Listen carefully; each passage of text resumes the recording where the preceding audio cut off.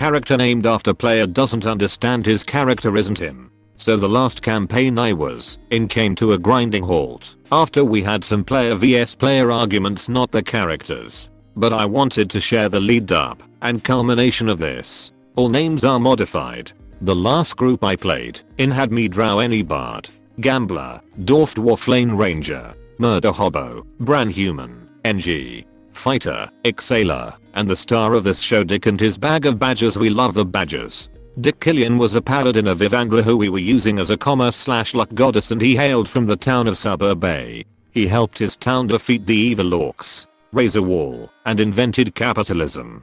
Dick had blue eyes, dark hair, and pale skin. His player was Richard Killian, who lived in Suburba, was a commerce major, and was at least playing at being a Trump supporter. Richard had blue eyes, dark hair, and pale skin. I'm not here to say whether or not I support his views. It was just the fact that his character was a clone. So we get to the campaign.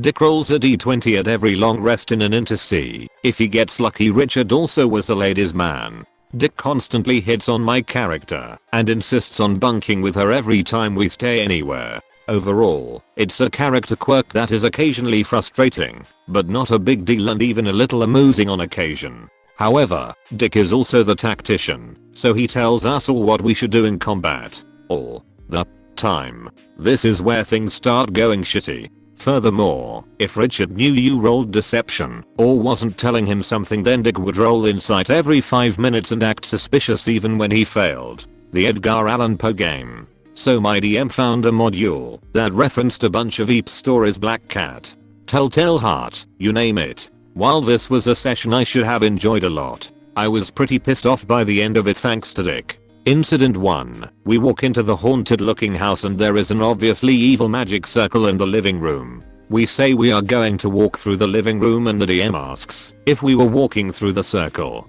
We are not idiots. That means don't walk through the damn circle. So my character starts looking for something to investigate the circle with, like a chair to throw into it, and then this. Dick, I throw a badger in. DM, you throw the badger in? Dick, yes. I throw the badger in. DM, okay. You throw. Dick, oh no. He won't get hurt, will he? DM, you don't know. Dick, okay. I won't throw the badger in. The circle was damaging as I found out when I threw the chair in. This wouldn't irritate me if it wasn't for this happening not 30 minutes later in the same session. DM, you enter the study and see a silver bell on the floor. Me, does it look valuable? DM, it looks like it's probably real silver. Me, I go to pick it up. DM, did you just grab it or were you careful? Me, I guess. Dick, no mattering. Saith the Jabbath, you have to just grab it. Me, I guess I just grab it. My bard gets hit with a shatter spell trap but she survives. Incident 2. Something is blocking the chimney in the kitchen. I want to dislodge it. Dick gets impatient and keeps telling me to leave it alone. Dorf wants to check it out as well, and Bran doesn't care. Dick declares he is leaving the room to investigate elsewhere and Bran accompanies. The DM does it takes you about 10 minutes, but you dislodge the blockage. It's a corpse with 100 GP on it and a letter. All of a sudden Dick is there not because he heard the sound of the corpse dropping, but because he never left. Oh, good 100 GP to split between everyone. The DM points out that he doesn't know there is 100 GP because he wasn't there, and he insists he never left the room. Even Bran was like, well, I know I left the room, and trying to hint at him, but he wouldn't take it. Anyway, 25 GP each. I'm not annoyed that I had to share. Just that he literally made such a fuss over leaving only to take it back. Incident 3. The battle itself. I openly acknowledge I was not playing in the most cohesive fashion, but my character was feeling petty about the trap from earlier, so she hit the villain zombie wife with a spell shatter which, due to AoE, hit the villain too. I then immediately had Richard going, I don't see why we aren't all just hitting the same person. We all should be hitting the same person. Bran's player pointed out that it made sense and my spell still damaged the villain. It was just centered on being petty. It was also the first time in the battle that I hadn't aimed a spell at the villain himself. That was the first session where the DM started really questioning whether he should chat to Dick. because he wasn't too happy with how some things went. However, he did not, and this is where we get the new issue. 10 new player in the orc hunt. We had a new player come in. My sister, actually. She decided to play a half-elf druid hippie and she ended up with an 8 charisma and 20 wisdom.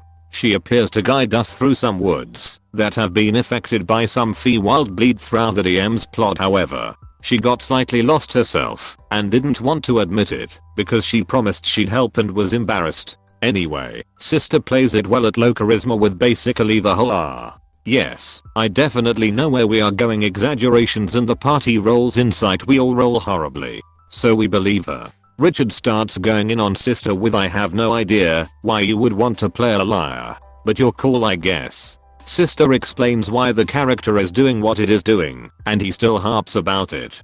Guys, I had been playing a known charlatan bard for the whole campaign and he never went off on me that way. I mean, he got stroppy about my character not volunteering backstory, and whenever she didn't share gambling profits with the group, but her lying was not something he complained about. I rolled to gamble whenever he was rolling to get laid, more or less. Anyway, so my sister's druid is with us for a while and the DM is trying to get Richard interested in the campaign itself. Richard had been asking about orcs since session 1, so he decides that we need to rescue people from some orcs. Firstly, DM was disappointed by the lack of interest shown by Richard. Secondly, Dick tried to give away my magic dagger to a random peasant chick. He forgot to take it off his inventory list. He was a loot hog and thought that, apparently, Noon would want a life-stealing dagger. My bard was armed only with an acid-damaged rapier. Dick had a flaming sword.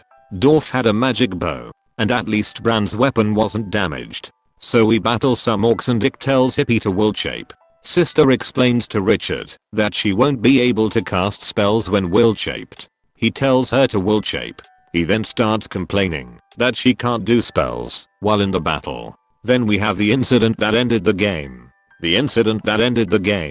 We defeat the orcs and are investigating. We find 2 chained up starving angry dire wolves and a treasure chest within reach of them. Hippie tries to speak to animals with them and gets the message of hungry, kill, hungry, kill. So, she asks the party if we can find meat. We find 4 dead rabbits in the kitchen area and bring them back. We come back to the room and Hippie tells us she wants to be alone with the wolves so she can try and calm them down, and then maybe we can release them. This is where shit goes weird. I make a point of saying my character is just out of the wolf's sight, still in the corridor.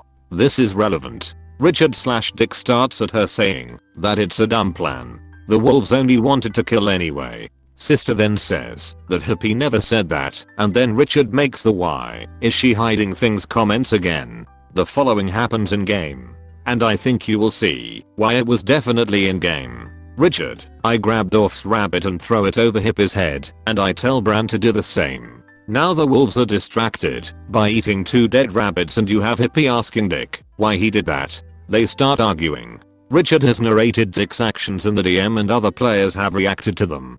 To me, this is in game, so I tell the DM that my bard wants to cast a minor illusion so she can get to the chest without the wolves seeing her moving. I'm not whispering or quiet about it. I even say while they are arguing and the wolves are distracted. During this argument my bard steals most of what is in the chest and dumps it all at the feet of the party. There was a total of 400 gold in the chest. I grabbed 300. Richard, wait a minute. Richard is now trying to claim that this whole argument has been out of character and that nothing had happened, yet so I couldn't have stolen from the chest. At which point sister looks at him and goes, did you actually think I was arguing with you over imaginary wolves?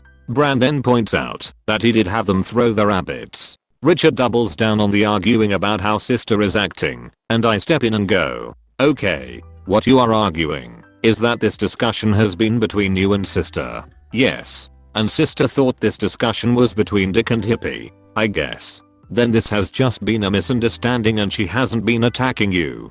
Hippie has been arguing with Dick. He ends up agreeing. It was a clusterfuck and the DM ended up ruling that the argument didn't happen for as long in game. He claims it was only 30 seconds. Now I'm annoyed because there is no way my bard would have risked her skin on a 30-second argument. Hippie then takes the 2 remaining rabbits closes the door, and actually successfully tames the wolves. While she is in there, Dick then starts talking about how he thinks Sophie is not a good team member and needs to be kicked out. Bran and Dorf are like, she's not bad, just weird, and my bud is silent. He then goes, Bard, what do you think about it? I actually told him as a player that I'm unable to have an opinion of what just transpired because my bard's actions do not make sense given the new canon, so I do not feel confident in making a ruling for my character. Hippie emerges with the wolves, and I slip back into pocket the rest of the gold. Now, if you made it this far, you also know that Richard has not let gold go. His character has been out of the room and magically appeared so he can get gold.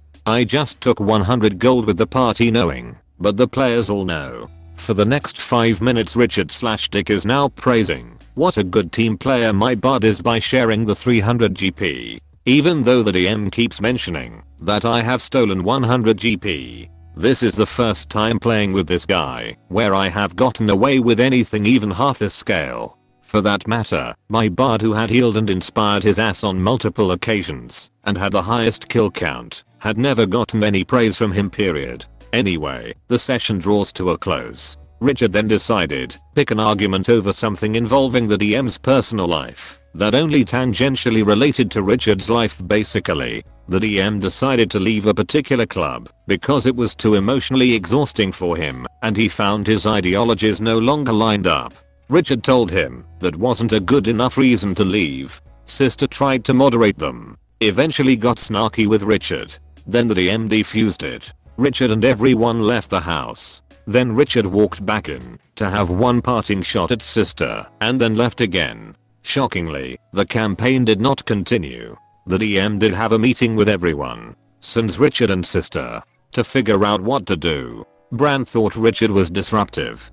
Dorf wanted to give him another chance. But overall we in favor of a phone call. The DM did have that phone call with Richard to try and discuss some of the items above, like the metagaming. It became all about how hurt Richard was about the club thing and how he wasn't metagaming anyway. Oh, and how this was all actually my fault. Funnily enough, whenever Richard made a comment about, well, Gibbeth and Sister kept jumping down my throat about those imaginary wolves, and the DM would go, Gibbeth didn't do anything. She even tried to clarify what was going on, and then he would reply, okay, fine, Gibbeth didn't do anything. But seriously, that interaction repeated itself. Sister and Gibbeth did X. Gibbeth didn't do that. She did. Why? Fine, live 5 times. How do I know? Because my DM is kinda squishy and wanted me there to make sure he got his points across. So I sat in silence pointing at his notepad whenever Richard derailed. But hey, it was nice to know that Richard thinks I'm the literal devil who somehow was a bully while not doing anything.